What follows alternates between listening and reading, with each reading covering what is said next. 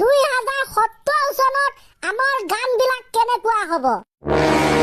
হিপং হিপং ঘুৰুংতে ফুৰুংতে ভঙা চাইকেল ভঙা বেল ভন্তি তোমাৰ মেটিক ফেল মাছলে গৈছিলো